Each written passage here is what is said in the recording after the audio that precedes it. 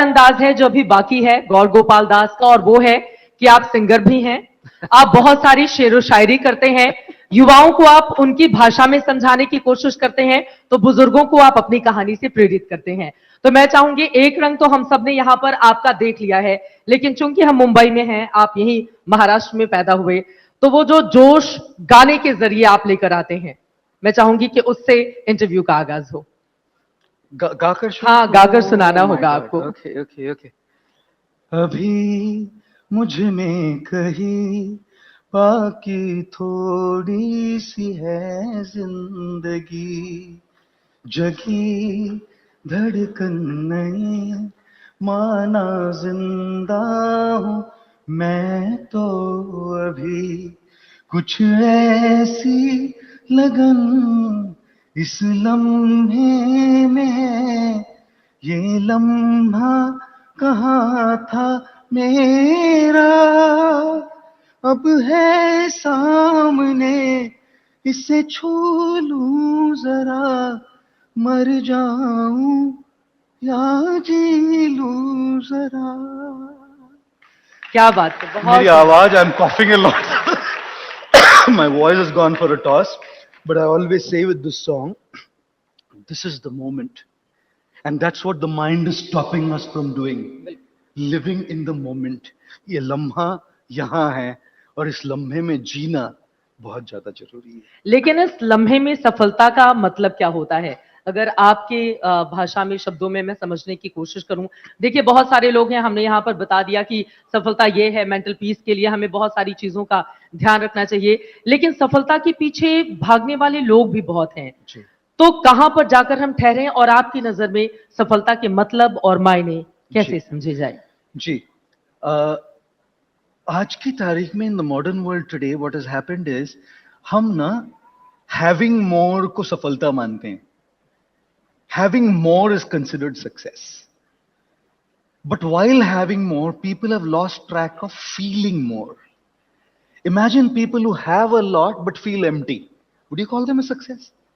सब कुछ है, शांति नहीं है, सब कुछ है, प्रेम नहीं है, सब कुछ है, पर्पस नहीं है, सब कुछ है, सो नहीं पा रहे हैं, सब कुछ है, माइंड बस रेस्ट नहीं कर पा रहा। क्या ऐसे इंडिविजुअल को हम सक्सेसफुल कहेंगे? So what has happened is, having more has become such an important priority that feeling more has gone to the background. Now imagine somebody who can feel a lot, शांति है, प्यार है, purpose है, resources नहीं है, having more नहीं है, real life में जीना है।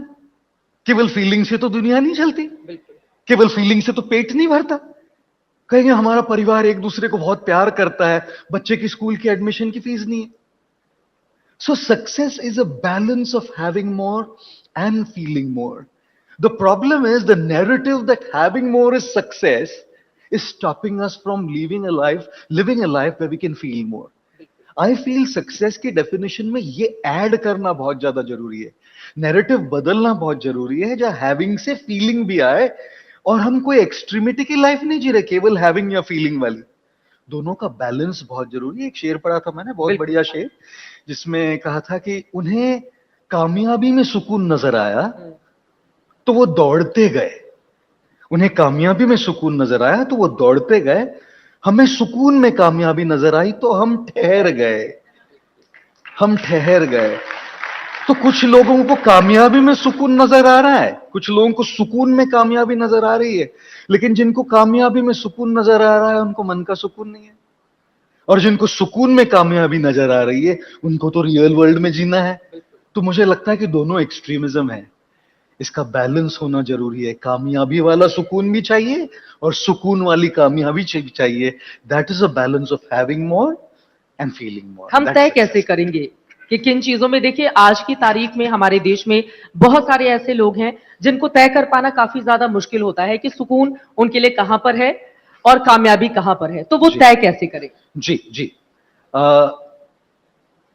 सुकून की जब बात करते हैं हम, मेरे हिसाब से एक ऑब्जेक्टिव डेफिनेशन निकलेगा उसका पूरी दुनिया भर में, कि आप एक बिजी दिन के बाद अगर आप घर लौट के आए तो कोई हो जो आपको समझ पाए। How many of you felt सुकून when you have somebody who can understand how you feel? All of us, right? कोई हो जो मुझे समझ पाए, जो मुझे प्यार करे, जो जिनके साथ में अपनी दिल की बात खुल के बात कर पाऊं, ये सुकून है। How many of you feel that you come back home and you have a meal that is cooked at home and not just ordered on a e-commerce platform to get your food delivered? is सुकून? हम लोग ना अपने corporate world में coffee पीते पीते और sandwiches खाते खाते भूल गए कि दाल चावल का कंफर्ट कितना है। बिल्कुल। वो एक सुकून है, right? आप जब घर लौट के आए और आप रेस्ट करें, तो आप अगर सो पाए बिना स्ट्रेस के, स्ट्रेस तो सबको होता है, एंग्जाइटी तो सबको है, वरी तो सबको है, पैनिक तो सबको होता है, डेडलाइन है सबकी ना, वर्ड ही देखिए ना, डेडलाइन। हमने कभी कहा है मेरे लिए लाइफ लाइन मीट करनी है मुझे? हम क्या करनी, क्योंकि लाइन क्रॉस करते करते क्या होता है पता है? डेडलाइन, इसीलिए तो डेडलाइन कहते हैं उसको। We are dead by the time we cross that line, right? Oh, thank you. I know people are relating to that a lot. तो इसमें सुकून यह है कि सो पाना, यही तो बात कर रहे थे। जर्नलिंग करें, लिखें अपने दिल की बात। जितना आप लिखोगे, जितना आप डिटॉक्स करोगे अपने मन को, उतना आपका मन शांत होकर रेस्ट कर पाएगा। क्या ये सुकून नहीं है मैडम? क्या है सक्सेस नहीं है कि मेरे लिए घर का बना खाना है, केवल सैंडविच, कॉफी और जोमेटो स्विगी से ऑर्डर किया हुआ खाना नहीं है? क्या है सुकून नहीं है मैडम कि मेरे पास कोई हो, मेरा पार्टनर, मेरा स्पाउस, मेरे बच्चे, मेरे फ्रेंड्स, जिनसे मैं अपने दिल की बात खुल के कर पाऊं? क्या है सुकून नहीं है मैडम? और सक्सेस नहीं है कि मैं आके घर लौट के आऊं तो मेंटल डिटॉक्स करके सो पाऊं? क्या ये सुकून नहीं है मैडम कि जब मैं उठूं कल सवेरे तो उत्साह से उठूं, प्रेरणा के साथ उठूं? I look forward to work. I look forward to the day. I have the zeal. I have the purpose to go and contribute something to my work, to my nation, to my society, and to the world at large. ये सुकून है, purpose एक सुकून है। नहीं तो उठे और गए, आज का एक और दिन, आज का एक और काम, आज का एक और टिक। हम लोग ना बस बकेट लिस्ट में टिक करने में लगे हुए। टुडे सिविलाइजेशन है टिक टिक टिक टिक सिविलाइजेशन। सुकून टिक में कहां से आएगा? सुकून तो प्रेरणा में आएगा, उत्साह में आएगा, एक जुनून में आएगा, एक जज्बे में आएगा कि मैं एंथुसियाज्म से जाके वो काम कर रहा हूं।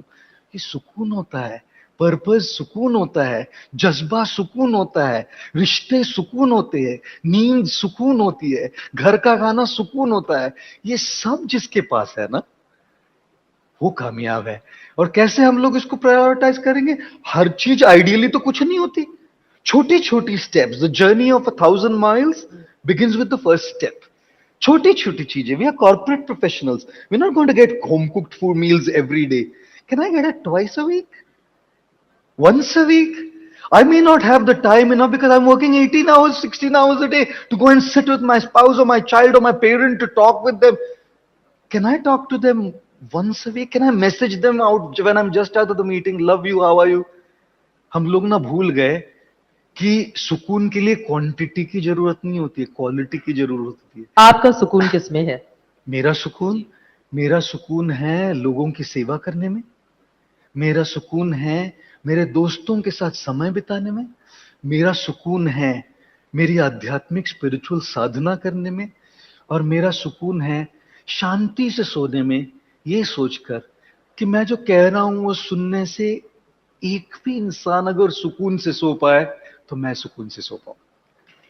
लेकिन उसी सुकून की तलाश में एक वक्त जब आपने संत बनने का फैसला किया, आपके परिवार के लोगों ने बहुत विरोध किया था, वो नाराज भी हुए थे, और यहाँ पर जोशुआ का आप जिक्र कर रहे थे, तो मुझे आपकी वो इमोशनल स्टोरी भी याद आ रही थी, जब बहुत लंबे समय तक आपने अपने पिता से बातचीत नहीं की जी। तो यहाँ पर बैठे बहुत सारे लोग हैं, यकीनन जब हम बहुत अपनी जिंदगी में व्यस्त हो जाते हैं, परिवार को कम वक्त दे पाते हैं, या बहुत सारी बातें होती हैं जो माँ बाप को लेकर हम कहना तो चाहते हैं लेकिन बहुत देर लग जाती है, जी। जो आपकी जिंदगी से हम सीख सकते हैं, उसके बारे में कैसे बताएंगे आप? हाँ, वो पूरी कहानी। वो पूरी कहानी मैंने कई बार ये कहानी बताई, आप पूछ रहे हैं इसलिए दोबारा दोहरा रहा हूं। लोगों ने ये कहानी बहुत बार सुनी है, लेकिन भावुक कहानी है बहुत। कि मैं अपने पिताजी से 2 साल तक बात नहीं कर रहा था, क्योंकि हमारे कुछ मतभेद थे। We had some differences of opinion और certain things, and then he came to me one day and he 2 years later he fell down on my feet and मेरे पैरों पे सर रख के कहने लगे कि बेटा मेरे से बात करो। तो मैं नहीं करना चाह रहा था तब भी। तब मेरी माँ ने कहा कि बेटा ऐसा नहीं करते, पापा है आपके। So then I spoke to him for few things. क्यों बात नहीं करना चाहती थी आप? क्योंकि देखिए, he was a chain smoker and that was ruining his health. हमारे सबका मतभेद उसमें था। मैं उनके स्मोकिंग या नॉट स्मोकिंग के बारे में नहीं कह रहा था, उनकी health. somebody is smoking 30 plus cigarettes a day, it's ruining their lungs। तो बोल के सब कुछ करके देखा नहीं हो रहा था, तो ये एक पैतरा था, one more way to see if it works। तो फिर माँ ने कहा, तो फिर बातें शुरू की, और एक दो ने आके बंबई में, और हर साल जाता था और सोचता था कि उनको कहूंगा सॉरी डैड, लेकिन नहीं कह पाया। ईगो कई बार हमको रोक देता है बोलने से। अहंकार ना बहुत बुरी चीज है, बोलने नहीं देता, सॉरी नहीं बोलने देता, हमेशा आपको ये दर्शाता है कि आप सही है। और फिर एक दिन सवेरे मेरी माँ का फोन आया, रो रही थी, तो पता लगा कि पिताजी चल बसे। तो फिर गया मैं वहां, उनका पार्थिव देह वहां पड़ा था, तो उनके चरणों में सर लगाया और कुछ आंसू बहाए, और उनको कहा I am very sorry dad, मुझे आपके साथ ऐसा नहीं करना चाहिए था। देखिए जी, जिंदगी हमको वो मौका हमेशा देती नहीं है। वो तो चले गए। मैं आत्मा में विश्वास करता हूं, इसलिए मैं कह सकता हूं कि उनकी आत्मा ने कहीं कहा मेरी वो रिपेंटेंस, मेरा वो पश्चाताप सुन लिया होगा। लेकिन क्यों पश्चाताप करना जो आज आप वो कह पाए। Ladies and gentleman, my humble appeal to all of you, over everything that is of value, people are of the highest value, people who matter to you. और उसमें कुछ थोड़ी अनबन रहे, कुछ यहां वहां चले, सबका चलता है कुछ ना कुछ। It's always good to let go. Of course, not let go in a toxic way that you become a doormat all the time. वो भी बुरा है कि लोग आपको यूज करते रहे, वो भी बुरा है। लेकिन जितना हो सके लेट गो करे और अपने रिश्तों को, लोगों को जो वैल्यू करता है उसको प्रायोरिटी दे। जब रिश्तों की बात आती है तो फिर आप लव गुरु भी बन जाते हैं। समटाइम्स आप यूथ को बहुत सलाह देते हैं, तो ये अनुभव कहां से आया और लव गुरु बन के आप क्या बताना चाहते हैं? क्योंकि एक संत जब सिखाता है कि प्यार कैसे करते हैं, तो बड़े सारे सवाल आपको कुछ लोग क्रिटिसाइज भी करते हैं। मैं सोशल मीडिया पर देख रही थी, कैसे हैंडल करते हैं आप? जी, क्रिटिसिज्म कैसे हैंडल हाँ करता जी, हूं कि अच्छा, दो सवाल पूछ हाँ, रही हैं आप। अच्छा, दो चीजें पूछ रही हैं मैडम त्रिपाठी जी, बहुत सवाल पूछ रही है आज हमको। तो पहला कि अनुभव कहां से आया। जी, सबसे पहला, आश्रम में रहते हैं तो 80 लोगों के साथ रहते, तो 80 ईगोज के साथ रहते हैं। उसमें केवल एक फेमिनाइन डायमेंशन नहीं है, लेकिन पुरुषों में भी कुछ पुरुष होते हैं जिनकी फेमिनाइन एनर्जी स्ट्रांग होती है।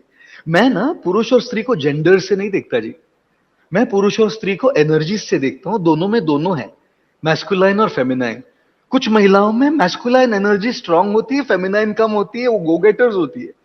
कुछ पुरुषों में फेमिनाइन एनर्जी स्ट्रांग होती है, मैस्कुलाइन कम होती है, वो थोड़े विशी washi, good, happy cool lucky, सबको साथ रखने वाले होते हैं। क्योंकि feminine is joining, feminine is harmonising, feminine is forgiving, feminine is giving, feminine is serving, masculine is dominance, masculine is control, masculine is go getting. तो ये एनर्जीज की बात है, जेंडर्स की नहीं। मैं आईबीपी के माध्यम से ये जेंडर इश्यू को एड्रेस करना चाहता हूं। Stop this bloody gender discrimination, look at it in the form of energies. If a woman has a prominent masculine energy, why do we not see women CEOs that many in this country? Why not? If the energy is there, they deserve it. Even if a man is qualified, doesn't matter. If she has the qualification, she must get it. तो ये जो energy हमारे आश्रम में भी पुरुषों में है, तो वो रिश्तों के डायनामिक्स तो समझ ही जाते हैं उसमें से कैसे हैंडल कर रहे हैं।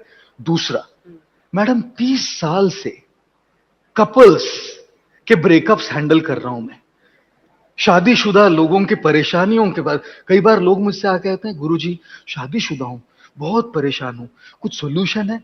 मैं कहता हूं, अरे पगले, सोल्यूशन होता तो मैं साधु क्यों बनता। Just joking. तो कहने का मतलब ये है कि 30 साल से अगर हर नुएंस सुना है, हर रिश्ते का नुएंस सुना है, लव के रिश्तों के नुएंस सुने हैं, उसका अनुभव है। तीसरा, इन विषयों पर लिखी हुई किताबें भी पढ़ते हैं। और चौथा, गीता, महाभारत, रामायण जैसे एपिक लिटरेचर है जिनमें ये सारे सूत्र है।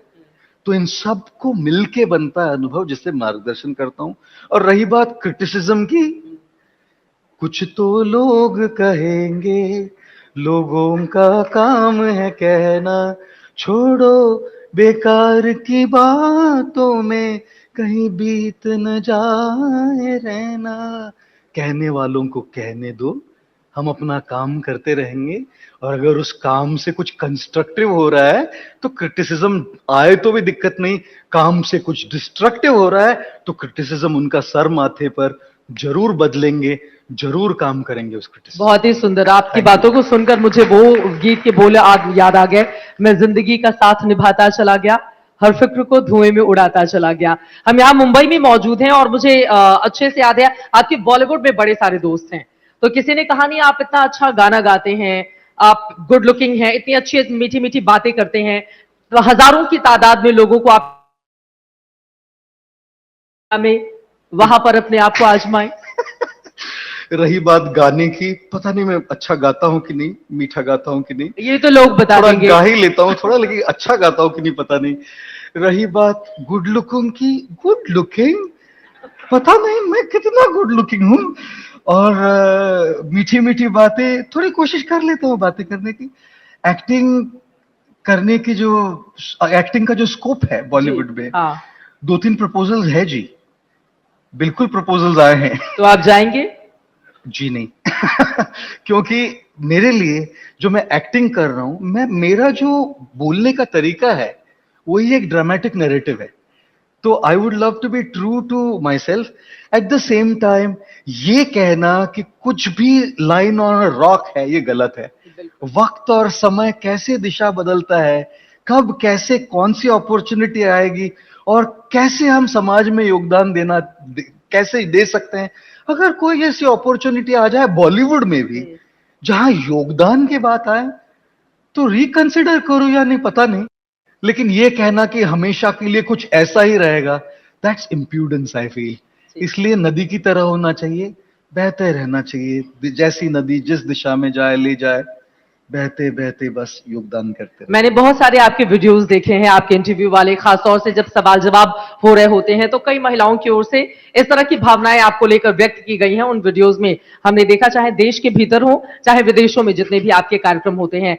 अब मैं आ जाती हूँ उस सवाल पर। देखिए, सफलता आमतौर पर कहा जाता है दो तरह की होती है, या आलोचना की खासतौर से मैं बात करूं कि एक आलोचना जो हमें आगे बढ़ने में मदद करती है और दूसरी आलोचना जो बार बार दिमाग में हिट करती है और आज हम जहां पर खड़े हैं उससे भी हमें पीछे छोड़ देती है। वो हमें बताती है कि हमारे भीतर कुछ है ही नहीं, हम तो समाज में कुछ कंट्रीब्यूट कर नहीं सकते। तो इसमें फर्क हम कैसे करें?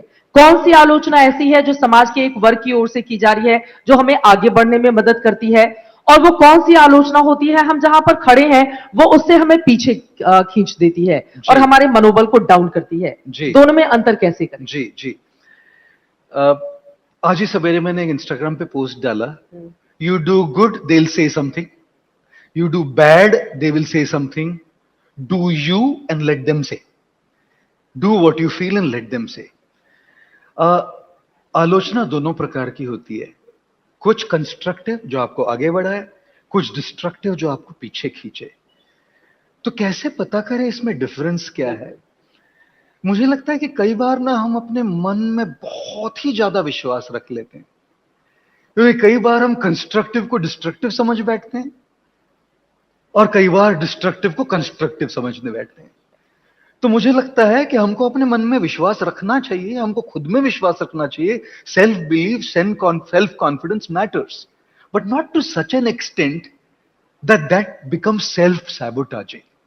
और इसीलिए मेंटोरशिप, गाइडेंस, वल्नरेबिलिटी बहुत जरूरी है कि हम किसी के पास जो हमारे वेल विशर्स हो, जो अनुभवी हो, उनसे जाके अपने मन की बातें करें कि हमें ऐसा लग रहा है लेकिन थोड़ा डाउट है। अगर पूरे विश्वास से लग रहा तो करिए, गलती भी हो जाए तो सुधार लेंगे, लेकिन हमको यहां कोई थोड़ा एक डाउट है तो मार्गदर्शन लेने में क्या है जी।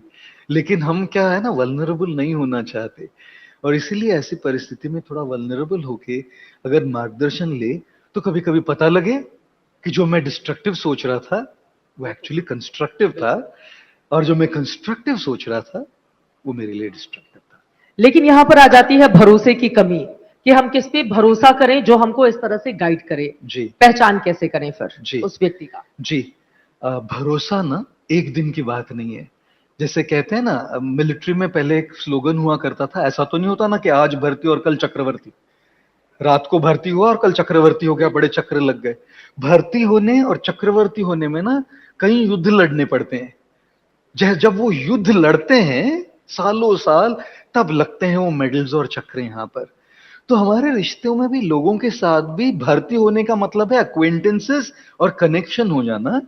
लेकिन उसमें इन्वेस्ट करना पड़ता है, कई बैटल्स लड़नी पड़ती है, तब पता लगता है दूध का दूध और पानी का पानी, कि कौन लोग मेरे साथ बस यूज करने के लिए आए हैं, कौन लोग मेरे साथ इन्वेस्ट करने के लिए आए हैं, और कौन लोग हैं जो सच में मेरे वेल विशर्स है, जो मुझे मदद करने के लिए आए हैं।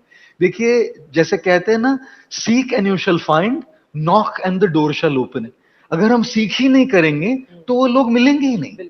और इसीलिए हमारे इस सफर में, इस जर्नी में, इस यात्रा में कुछ लोग होंगे जो हमको शिक्षा देकर पीछे छूट जाएंगे, कुछ लोग होंगे जो हमको अनुभव छोड़ देकर साथ में चलते रहेंगे, और कुछ लोग होंगे ट्रस्टवर्दी हो जाए कि उनके साथ हम एक्चुअली जो है डीप रिश्ता बना पाए।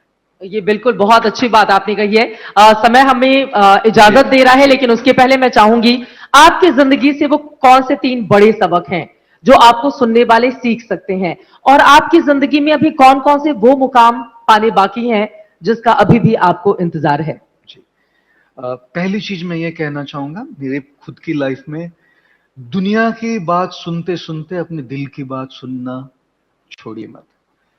हम इतनी दुनिया की सुन रहे हैं कि दिल की नहीं कर रहे। दूसरी बात कहना चाहूंगा कि अगर आज माइंड में कुछ है, किसी के बारे में कुछ है, रिकंसाइल कीजिए, मैसेज कर दीजिए, एक फोन कॉल कर दीजिए, कुछ ज्यादा नहीं बिगड़ेगा ईगो को लेट गो करने से। और तीसरी बात कहना चाहूंगा कि दुनिया की इस रेस में भागते भागते भागते भागते ये मत भूलिए कि जो आप ढूंढ रहे हैं वो भीतर है। जंगल जंगल ढूंढ रहा है मृग अपनी कस्तूरी, कितना मुश्किल है तय करना खुद से खुद की दूरी। भीतर शून्य, बाहर शून्य, शून्य चारों ओर है। मैं नहीं हूं मुझ में, लेकिन मैं का ही शोर है। और इसलिए जो आप ढूंढ रहे हैं वो भीतर है। और रही बात वो क्या मुकाम है, कौन सा मुकाम है जो मैं पाना चाहता हूं या जो पाना बाकी है, देखिए, एक बच्चा था और वो बच्चा, स्टारफिश पड़ी हुई थी बहुत सारी, लाखों बीच पर। वो बच्चा एक एक स्टारफिश उठाकर समंदर में डाल रहा था जाकर। एक आदमी देख रहा था, 15 मिनट से आया बच्चे के पास, बच्चे से पूछा, बेटा यहाँ हजारों लाखों स्टारफिश पड़ी है, तुम बचाना चाह रहे हो, 15 मिनट से देख रहा हूं, तुमने बस 10 ही स्टारफिश तो बचाया अभी तक। Do you think you can make a difference son? बच्चे ने जवाब नहीं दिया। उसने एक और स्टारफिश उठाई, पानी में गया, उस स्टारफिश को पानी में डाला, फिर उस आदमी के पास आकर कहा, it made a difference to that one. हजारों को अपने जीवन में बदलाव लाने की जरूरत नहीं, उस एक के जीवन में बदलाव आ जाए ना।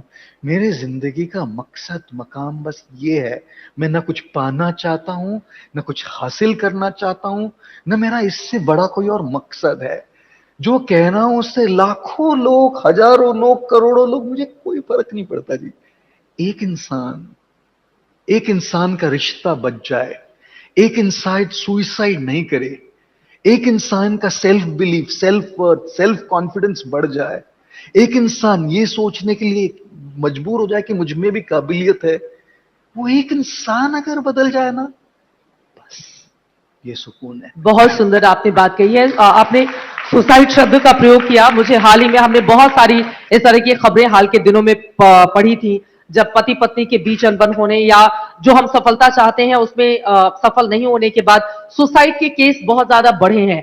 जब भी किसी के जेहन में इस तरह की बातें आती हैं, तत्काल उस व्यक्ति को क्या करना चाहिए ताकि अपने आप को, क्योंकि ये क्षणिक होता है, दिमाग में आया और फिर उसके बाद सुसाइड कर दी, इसको कैसे रोकने के लिए क्या सलाह देंगे आप? बहुत सारी बातें, लेकिन एक बात कहना चाहूंगा, जब किसी के जहन में ये बात आती है तब जहन में दूसरा कुछ नहीं आता। याद रखिएगा, उनके लिए जीना मरने से ज्यादा मुश्किल हो गया है, इसलिए मरना चाह रहे हैं। जब जीना इतना मुश्किल हो जाए कि यही विकल्प रह जाए, तब तो वो इस निर्णय पे आए हैं जी। तो जब ये बातें चलती है तब जहन में कुछ नहीं आता। इसलिए ये मैं कहना चाहूंगा सारे लोगों से, रिश्तेदारों से, दोस्तों से, जो कॉलीग्स से, समाज से, कि लोगों को अकेला महसूस होने मत दो। वो तो सोच नहीं पाएंगे उस मोमेंट पे, लेकिन हम अगर रेगुलर इन्वेस्टमेंट करते रहे रिश्तों में, हम अगर लोगों के साथ काइंडनेस से और एक सेंसिटिविटी से पेश आते रहे, suicide is not just about individual, suicide is a systemic change, is a social change. कि जब सेंसिटिविटी आएगी, जब काइंडनेस आएगा, जब प्रेशर को हैंडल करने के एक डिवाइड करके हम करने की क्षमता ढूंढने लगेंगे, तब हो सकता है कि उसके जहन में आए कि वो है जो समझ पाएगा, चला जाता हूं। लेकिन उसके जहन में तो आज समझने वाला भी कोई नहीं। तो सबसे कहना चाह रहा हूं, इन्वेस्ट करते रहिए। The biggest investment is not stock market, the biggest investment in the lives of people, because you never know that one person you invested in at the last minute just before tying the noose might suddenly think of you and call you, please help. बहुत सुंदर बातें आपने कही हैं, बहुत बहुत प्यारी बातें।